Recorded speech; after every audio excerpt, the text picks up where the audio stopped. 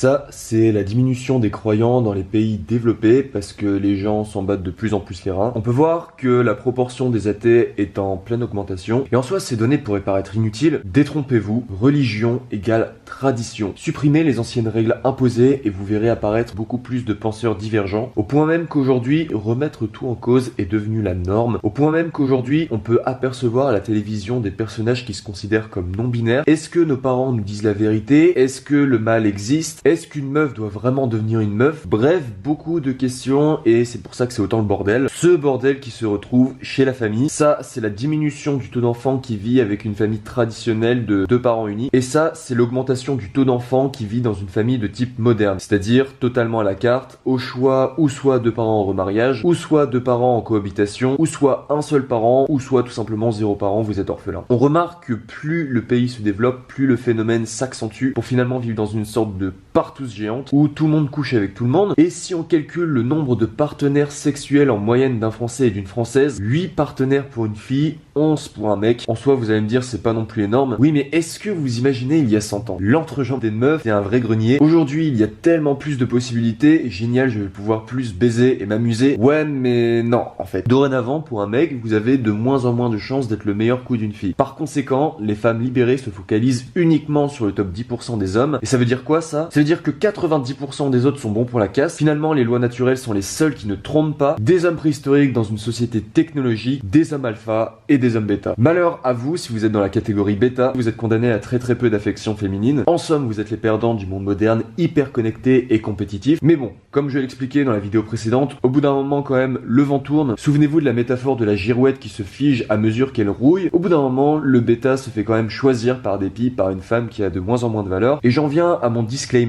les gars. Pour toute votre vie, si vous êtes choisi par dépit, ça peut peut-être fonctionner si la fille est éduquée, mais perdez en utilité et elle n'hésitera pas à se barrer. En tout anonymat, prenons Jules 5 sur 10. Oh, j'arrive jamais à conclure.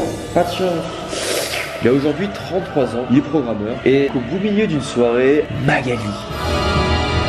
Une semaine après, ils dorment ensemble. 2 semaines après, plus tard, ils couchent ensemble. 3 mois plus tard, il la demande en mariage. Bien sûr. Et ils vécurent heureux et eurent 0 enfant en plus.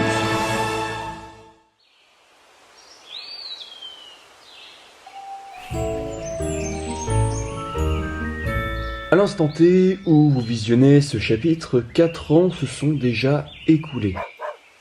Jules 5 sur 10, comme vous l'aviez sûrement anticipé, est rebaptisé Jules 5 sur 10 bêta. Magali, elle aussi, a changé, elle est passée de Magali 29 ans 6 sur 10 de gosse à Magali 33 ans 3 sur 10 de gosse. Comment est-ce possible une telle dépréciation de 3 points de valeur? Serait-elle comme le Bitcoin? La réponse, très simple, si vous la regardez de la tête aux pieds, elle a doublé en châssis. Elle est passée de mini fourgonnette à semi-remorque. Par conséquent, elle devient de plus en plus difficile à garer dans l'île. À la maison, l'ambiance est plutôt calme. Les 2 enfants, Rudy et Marvin, de 6 et 8 ans, ont l'air de plutôt bien se porter. L'un est très calme, Jules s'entend très bien avec. L'autre est un petit peu plus rebelle et surtout difficile à remettre en place, surtout lorsqu'on n'est pas le vrai père. Et je vous raconte même pas la mère qui répète souvent que ce sont ses enfants à elle et que Jules n'a rien à leur expliquer. Le seul vrai hic dans l'histoire, c'est Jules. Il a beaucoup réfléchi et s'est décidé. Il veut lui aussi des enfants. Je veux dire de vrais enfants à lui.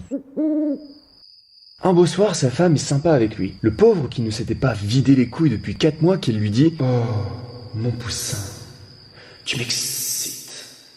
Ouais. Ça te dirait pas de me déglinguer?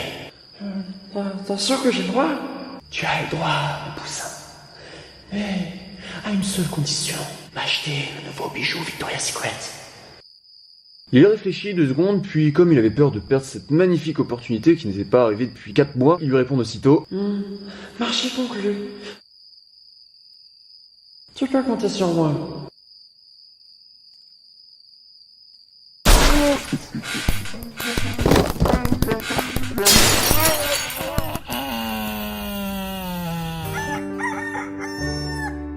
Le lendemain, après avoir passé une superbe nuit torride, Jules est motivé. Il est prêt à casser la tirelire pour lui acheter le tout nouveau bijou Victoria's Secret. Puis, avec un peu de chance, elle pourra bien lui faire une petite gâterie.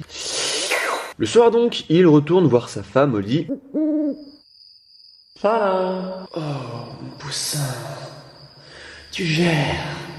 Merci. De rien, je ne ferai n'importe quoi pour toi, tu sais. Ça tombe bien, parce que je voudrais que tu m'achètes aussi le tout nouveau jacuzzi Sarina Bay. Si tu acceptes, tu as le droit de me prendre par derrière.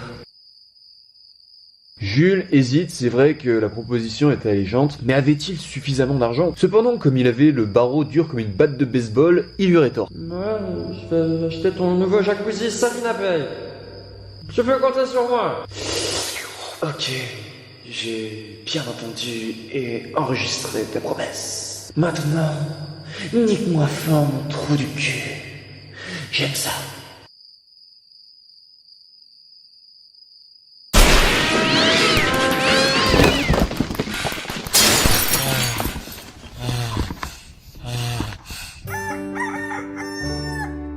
Le lendemain, Jules se réveille un peu du mauvais pied. Comment avait-il pu accepter? Est-ce que sa femme était une sirène démoniaque? Était-il tombé dans le panneau? Une chose était sûre, il devait maintenant lui acheter le nouveau jacuzzi Sarina Bay. Comme il ne pouvait pas faire de prêt à la banque, parce que son prêt immobilier lui avait déjà tout cramé, il décide donc de se tourner vers son frère pour lui demander de l'aide. Après 3 heures de discussion interminable pour essayer de le convaincre, c'est dans la poche, il parvient à obtenir ce qu'il souhaite, c'est-à-dire de l'argent pour acheter le nouveau jacuzzi Sarina Bay. C'est déjà la nuit qui retombe. Pitié que le scénario ne se répète pas encore une fois. Magali? Oui. Surprise, je t'ai commandé le nouveau jacuzzi Sarina Bay. Il arrive demain. Oh, génial. Est-ce que aussi tu pourras m'offrir le nouveau camping-car Bursner Elegance? J'ai très envie que tu me fourres après, avec violence. Espérons que Jules ne retombe pas dans le piège du chantage. Heureusement, il est quand même un minimum rationnel et lui répond « Désolé, malheureusement je pourrais pas acheter ton nouveau camping-car au Bursner Elegance, car je suis déjà beaucoup trop endetté. » Furax, Magali bondit du lit et lui pose la question suivante. Es-tu vraiment sûr de ce que tu dis? Jules ne sait pas quoi répondre. Il y a là un gros malaise qui s'installe. Puis, enfin, elle décide de lui annoncer la nouvelle explosive. Tu n'as pas le droit de refuser. Et tu sais pourquoi? Non, pourquoi? Parce que je suis enceinte de toi. Et si tu ne fais pas ce que je t'ordonne de faire, je n'hésiterai pas à avorter. Dans le prochain chapitre, chantage digne des plus grands stratèges de guerre, Magali détient le fils de Jules en otage sous menace d'avorter si elle n'obtient pas le nouveau camping-car Bursner Elegance. Jules va donc se débattre et travailler jour et nuit comme un porc pour sauver son fils. Manque de peau, le combat s'avère perdu d'avance parce qu'il va faire un burn-out et se faire virer par la même occasion. Un scénario cauchemardesque qui va débouler vers un divorce inévitable. Je vous préviens, la suite va faire grincer des dents.